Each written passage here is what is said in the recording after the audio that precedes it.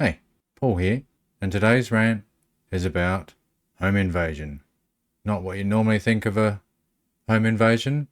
This one was the dreaded termites. This all happened about 6 years ago, and we didn't really take heed of the signs, so they got through about a third of our internal walls and completely devastated them. So here's a few images, etc., of what that looked like. So this one here is when we first noticed there was something wrong. This is our coat cupboard just inside our entry, and as you can see, there's quite a few signs there of a problem. That's the mud the termites leave behind, which we didn't see because obviously we rarely take out the coats we had in there. And I have to say, did hear some weird noises prior to discovering the termite mud. It sounded a bit like water running slowly in our ceiling, which was obviously a bit strange, but didn't do a lot about it at the time until discovered this.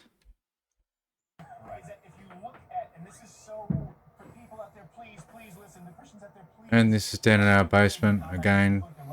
For some reason we weren't aware of what was happening. It's apparently not a great idea to disturb the termites because they go off in some other direction. This is where we had shelving, wooden shelving touching the ground and a shower leak above it, which turns out is ideal for termites. This is an interior wall in the roof, and you can see the mud trails there, and yes, there's rain coming in. The house is almost 50 years old, so you can understand there are some issues with it, which we neglected. This is the floor under the bathroom in the basement, where the main damage was done throughout the basement and up.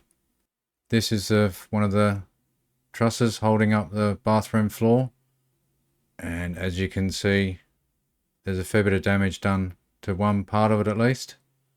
So ended up having to support it temporarily until I was able to fix or replace the trusses, which, yeah, I was a bit concerned the bathroom floor might fall through, but thankfully it didn't. So once we had the termites treated, which was an ongoing saga, they had to come back a few times as we found more and more termites, but this is the entrance. Part of that is the coat cupboard where we first found them. Yeah, they just ripped through the wood, and demolishing it is quite messy. This is one of the walls of the bathroom. The bathroom's covered in asbestos, so that did limit what sort of repairs we could do. At the time we didn't have a huge amount of money, so I was doing it all myself, and it would have cost several $1,000s to have the asbestos removed, and then we would have needed to build a whole new bathroom, etc. So we did the best we could. This is the pantry behind the stairs in the kitchen, and they made quite a mess of that as well. Here's another picture close up of the pantry. So there's hundreds of them, but... And then this is up on our first floor, right above the stairs, where that was the only part in the top story that they did get to. So there wasn't a huge amount of damage, thankfully, on the second floor, but it is scary how high and how quickly they got. So here's another bit in the entrance where we started ripping off the damaged gyprock and checking the state of the framework and what needed to be replaced. That's part of the framework. It was basically no strength left to it, so there wasn't a lot holding up the gyprock. It was like paper in the end. I think the gyprock was stronger than the wood holding it up. Another shot of the entrance with a bit more of the framework taken out. Again, a bit of temporary support put in. And then that's me, not a termite, thinking better look underneath the floor in the entrance just to see what had been done, and yeah, that didn't end up going so well.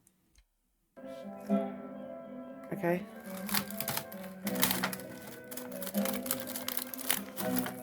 gosh.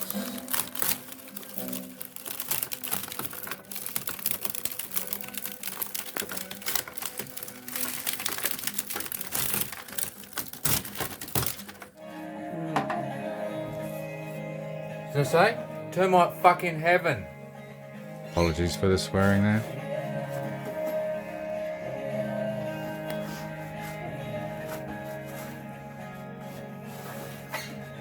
It was an emotional time. That's where the fucking tin stops. And there's a piece of wood fucking next to it. This is the other side of the entrance on the way up to the stairs, with a lot of the gyp rock, at least on one side, removed. And this was where we had to get this termite people back a second time, because we literally had flying termites flying around the entrance and the lounge, and they came back and put a big bait, stuck it on the wall. So basically you have to get all the termites removed before you can start removing damaged items. This is the basement before we started all the demolition work. That's the wooden shelving that went all the way into the ground, which is not a good idea. There should be some sort of barrier, especially if you've got water leaking into the area. Who would have thought? And we had to remove the brick flooring so they could do the spraying around the edges as well as the outside of the house. Again, the basement, that's the bench top that's down there. That was the third time we had to get them out. They had to spray the whole area and more of the basement area. And that's where I've replaced the damaged truss, floor truss. I had to cut a nick out of the replacement truss so I could fit it in place, so I could twist it up. This is part of the bathroom wall being rebuilt, framework. Still haven't got around to putting gyp rock on there. I've basically put painting cloths around the outside so you can still get some air flowing through the wall to make sure there's no more problems. And I have now bought the gyp rock to fill in those walls, so that should be fun. The other side of the bathroom with the framework replaced. And there's the entrance with all new framework, and that has been gyp rocked except for the ceiling part. So yeah, it did have made some progress in the last 6 years, but I was working. Now that I've been semi-retired for 9 months, I will start getting back into it and fixing things up.